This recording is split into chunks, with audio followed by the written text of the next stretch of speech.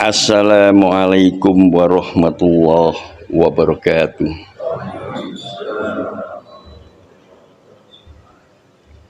Alhamdulillah alladzi khalaqal mauta wal hayata liyabluwakum ayyukum ahsanu amala wa huwal azizul ghafur. Asyhadu an la ilaha illallah wa la syarikalah wa asyhadu anna Muhammadan abduhu wa rasuluh. Allahumma sholli wa sallim wa barik ala Muhammad wa ala alihi wa sahbihi ajmain, amma ba'du. Jamaah salat subuh yang dirahmati Allah, alhamdulillah kita senantiasa mendapatkan curahan nikmat Allah, dan insya Allah kita tak akan lalai untuk senantiasa bersyukur kepada Allah SWT. Termasuk hari ini insya Allah, dalam menyongsong hari ini kita awali dengan hal-hal yang positif. Ada yang langsung bangun jam 2:30 atau jam 3, mandi, berwudu, sholat tahajud, sholat qabla subuh langsung berjamaah. Ada yang ambil wudhu langsung ke masjid, ada yang mandi langsung ke masjid. Jadi semua itu niatannya sama, untuk ingin menggapai ridho Allah. Persoalan pahala besar tidaknya itu Allah yang menentukan, dan kita tentu hanya berusaha semaksimal mungkin. Jamaah sholat subuh yang dirahmati Allah, dalam perjalanan kehidupan ini tidak ada seorang manusia pun, seorang anak manusia pun yang terlahir di dunia, yang diturunkan di dunia terlepas dari cobaan dan ujian. Semua pernah dan akan senantiasa mengalami yang dinamakan cobaan dan ujian dalam menapaki kehidupan. Baik itu orang yang beriman maupun orang yang tidak beriman sama sekali, semua akan mengalami cobaan itu. Kemudian kita bertanya, kenapa Allah menurunkan cobaan kepada hambanya, baik yang beriman atau setengah iman, atau yang tidak sama sekali. Bagi orang yang beriman, yang bertakwa pun masih diberi cobaan. Ini semata hanya karena kecintaan Allah. Kecintaan Allah terhadap hambanya. Bagaimana hambanya tersebut supaya tidak tergelincir pada hal-hal yang lalai akan kebesaran Allah. Dengan cobaan itulah maka akan timbul kesabaran bagi orang-orang yang beriman.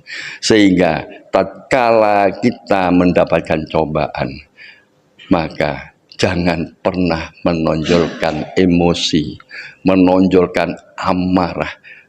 Kendalikan dengan diri, kembalikan kepada Allah. Di sana akan mendapatkan sebuah kesabaran. Bagaimana kita menerima cobaan itu dengan sabar, ini yang dikehendaki Allah.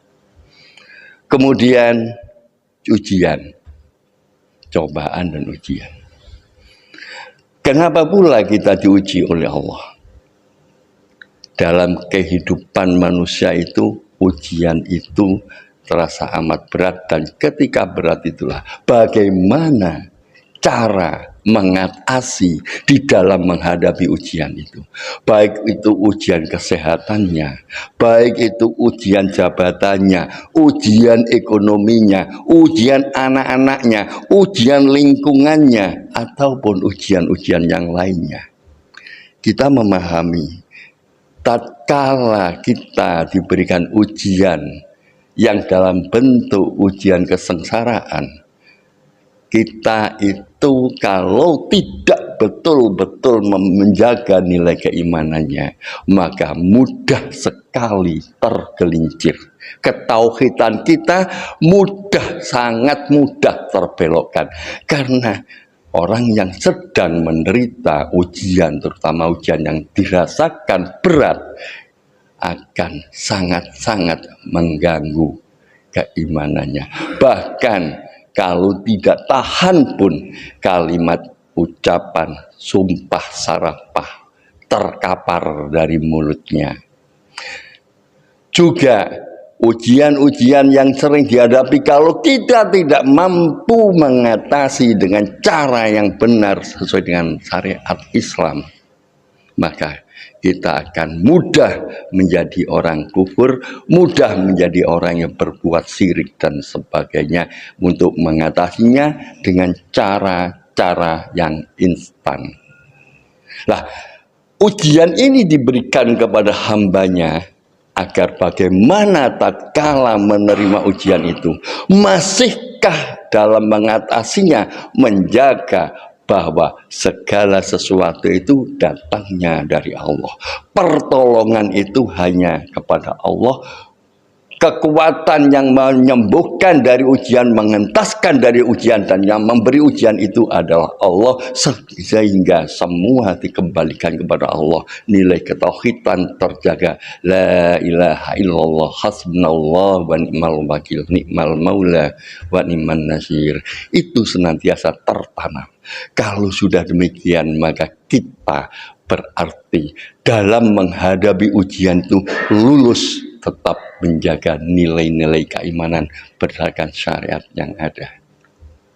Kemudian tahapan bagaimana dalam dada kita akan mampu mengatasi sebuah ujian, maka kita perlu mempelajari apa yang diajarkan oleh Al-Quran dan Al-Hadis, yang akan saya sampaikan secara bersari tak kala waktu saya atau mengisi waktu yang kebetulan khotib atau imamnya tidak hadir. Yang pertama, kita mengimani takdir. Kita mengimani takdir, bahwa kita harus meyakini bahwa 50.000 tahun sebelumnya yang akan diciptakan oleh Allah itu sudah tertulis ketentuan-ketentuannya. Hal ini ya, sebagaimana yang disabdakan Rasulullah SAW dari Abdullah bin Amr bin Al-As. Kataballaha maqadiral khalaiki qabla ayyahluqas samawati wal ardo bi khamsina alfasana. Allah telah mencatat takdir setiap makhluk sebelum 50.000 tahun sebelum penciptaan langit dan bumi. Hadis riwayat Muslim. Jadi apapun yang terjadi ada dalam diri kita, seisi langit dan bumi ini 50.000 tahun yang lalu sebelum diciptakan itu sudah tertulis.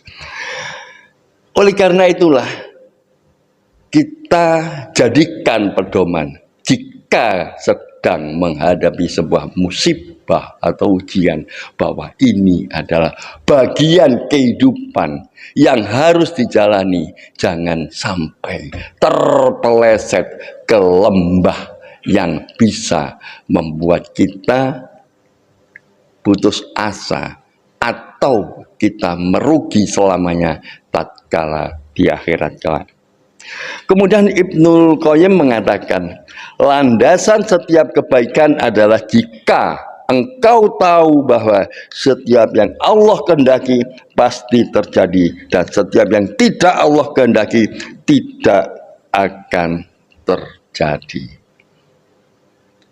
Jadi penguatan ketauhidan kita bahwa hidup kita, mati kita, rezeki kita, jodoh kita, sakit kita diberi kenikmatan, diberi tempat tinggal, bisa memiliki ini semua karena adalah ketentuan Allah. Kita hanya berikhtiar dalam kehidupan ini, tapi semua hakikatnya itu Allah yang menentukan. Ini kita tanamkan di dalam diri kita, sehingga apapun, sebesar apapun cobaan itu, tidak membuat diri kita mengalihkan perhatian kepada Allah atau mencari jalan yang instan. Kita tetap kembali kepada Allah dan kita yakin bahwa semua ini dari Allah, dan ini yang harus kita tanamkan dalam diri kita. Kemudian ikhtiar bagaimana kita memperkuat keimanan dalam menghadapi cobaan dan ujian ini akan kita berikan secara bersambung. Demikian aku qouli hadza wastaghfiru innahu huwal ghafurur rahim. Assalamualaikum warahmatullahi wabarakatuh.